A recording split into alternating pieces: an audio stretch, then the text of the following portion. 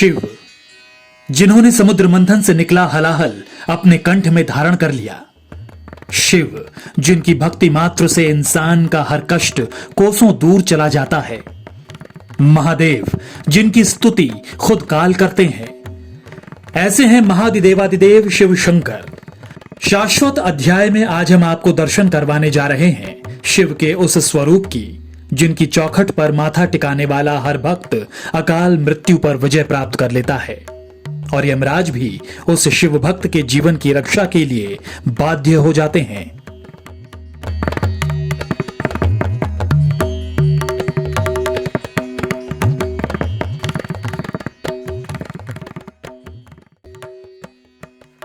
महाकाल भगवान शिव के 12 ज्योतिर्लिंगों में से एक।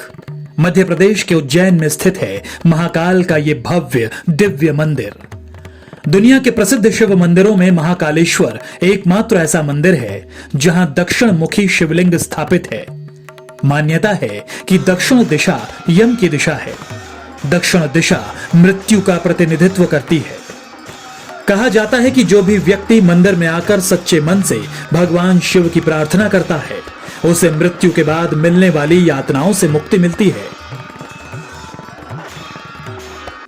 कहा जाता है कि यहां आकर भगवान शिव के दर्शन से अकाल मृत्यु टल जाती है और व्यक्ति को सीधे मोक्ष की प्राप्ति होती है। धर्मशास्त्रों में तंत्र साधना की दृष्टि से महाकालेश्वर को बेहद महत्वपूर्ण माना गया है। महाकाल शिवलिंग दुनिया का एकमात्र ऐसा शिवलिंग है जहां भस्म आरती की जाती है। ब्रह्म मुहूर्त में होने वाली महाकाल की भस्म आरती बेहद अलौकिक होती है। प्रातः 4 से 6 बजे तक वैदिक मंत्रों, वाद्य यंत्रों, शंख, डमरू और घंटियों के साथ होती है महाकाल की भस्म आरती।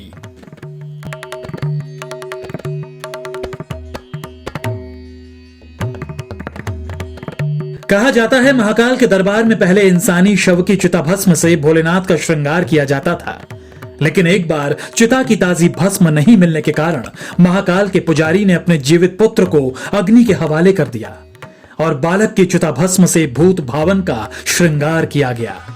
उसके बाद से महाकाल की भस्म आरती मुर्दे की भस्म की जगह गाय के गोबर के कंडों से बनी भस्म से की जाती है और इसी भस्म से होता है महाकाल रूपी शिव का महाश्रृंगार।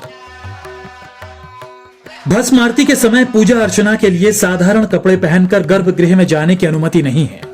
पुरुषों को रेशमी धोती और महिलाओं को साड़ी पहनने के बाद ही गर्भगृह में जाने दिया जाता है। मुख्य आरती में सिर्फ पुरुष शामिल होते हैं। इस समय यहां स्त्रियों के जाने की मनाही होती है। कहते हैं दूषण नामक दैत्य के अत्याचार से जब उज्जैनी के निवासी त्रस्त हो गए तो उन्होंने अपनी रक्षा के लिए शिव की आराधना की। आराधना से प्रसन्न होकर भगवान शिव ज्योति के रूप में प्रकट हुए, दैत्य का संहार किया और भक्तों के आग्रह पर लिंग स्वरूप में उज्जैनी में प्रतिष्ठित हो गए। उज्जैनी को ही बाद में उज्जैन कहा जाने लगा। समय के साथ महाकाल मंदिर में कई बदलाव हुए। प्राचीन श्री महाकाल मंदिर का पुनर्निर्माण 11वीं शताब्दी में हुआ था। कहा जाता है 1235 में महाकालेश्वर मंदिर को दिल्ली के सुल्तान इल्तुतमिश ने पूरी तरह से ध्वस्त कर दिया था। आक्रमणों के दौर में महाकाल मंदिर के गर्भगृह में स्थित स्वयंभू ज्योतिर्लिंग को आक्रांताओं ने सुरक्षित बचाने के लिए करीब 550 वर्षों तक पास में ही बने कुएं में रखा था। औरंगजेब ने मंदिर के अवशेषों से एक मस्जिद का निर्माण करा दिया था। मंदिर टूटने के बाद करीब 500 वर्षों से अधिक समय तक महाकाल का मंदिर जीर्ण शीर्ण अवस्था में रहा और ध्वस्त मंदिर में ही महादेव की पूजा आराधना की जाती थी। लेकिन कई वर्षों बाद 22 नवंबर 1728 में मराठा शूरवीर राणोजी राव सिंधिया ने मुगलों को परास्त किया तो उन्होंने मंदिर तोड़कर बनाई गई उस मस्जिद को गिराया और 1732 में उज्जैन में फिर से मंदिर का भव्य निर्माण करा, ज्योतिर्लिंग की स्थापना की। राणो जी ने ही बाबा महाकाल ज्योतिर्लिंग को कोटि तीर्थ कुंड से बाहर निकलवाया था और महाकाल मंदिर का पुनर्निर्माण करवाया था। इसके बाद राणो जी ने ही 500 बरस से बंद सिंहस्थ आयोजन को भी दोबारा शुरू करवाया। अब भारतीय जनता पार्टी और नरेंद्र मोदी सरकार ने महाकाल मंदिर का पूरी तरह से कायाकल्प कर दिया है। भगवान शिव की जिन कथाओं का महाभारत, वेदों या स्कंद पुराण के अवंती खंड में उल्लेख है, वो कथाएं अब धर्म नगरी उज्जैन में जीवंत हो उठी हैं। ज्योतिर्लिंग महाकालेश्वर मंदिर के पास नवनिर्मित महाकाल प्रांगण में इन कथाओं को दर्शाती भव्य प्रतिमाएं स्थापित की गई हैं। सनातन धर्म में 108 अंक का बहुत महत्व है। उपासना में फेरी जाने वाली माला के मनके भी 108 होते हैं। इसी को ध्यान में रखते हुए नवनिर्मित महाकाल प्रांगण में 108 विशाल स्तंभ बनाए गए हैं। मान्यता है कि आकाश में तारक लिंग, पाताल में हाटकेश्वर लिंग और पृथ्वी पर महाकालेश्वर से बढ़कर अन्य कोई ज्योतिर्लिंग नहीं है। इसलिए महाकालेश्वर को पृथ्वी का अधिपति भी माना जाता है। महाकाल से बड़ा कोई शासक नहीं है। जहां महाकाल राजा के रूप में साक्षात विराजमान हो, वहां कोई और राजा हो ही नहीं सकता।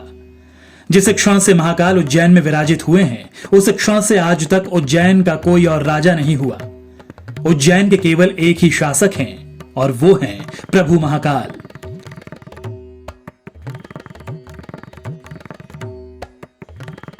पौराणिक कथाओं के अनुसार कोई भी राजा उज्जैन में रात्रि निवास नहीं करता है, क्योंकि आज भी बाबा महाकाल ही उज्जैन के राजा हैं। यदि कोई राजा या मंत्री यहां रात में ठहरता है तो उसे इसकी सजा भुगतनी पड़ती है। युगों से महाकाल अपना आशीर्वाद अपने भक्तों पर बनाए हुए हैं। क्या राजा, क्या रंक। महाकाल के दरबार में जिसने भी सच्चे दिल से झोली फैलाई है, बाबा ने उसकी झोली मुरादों से भर दी है। तो आप भी कीजिए धरती पर शिव के एकमात्र स्वरूप महाकाल के दर्शन, और बाबा महाकाल आपको देंगे मोक्ष का वरदान। जय बाबा महाकाल।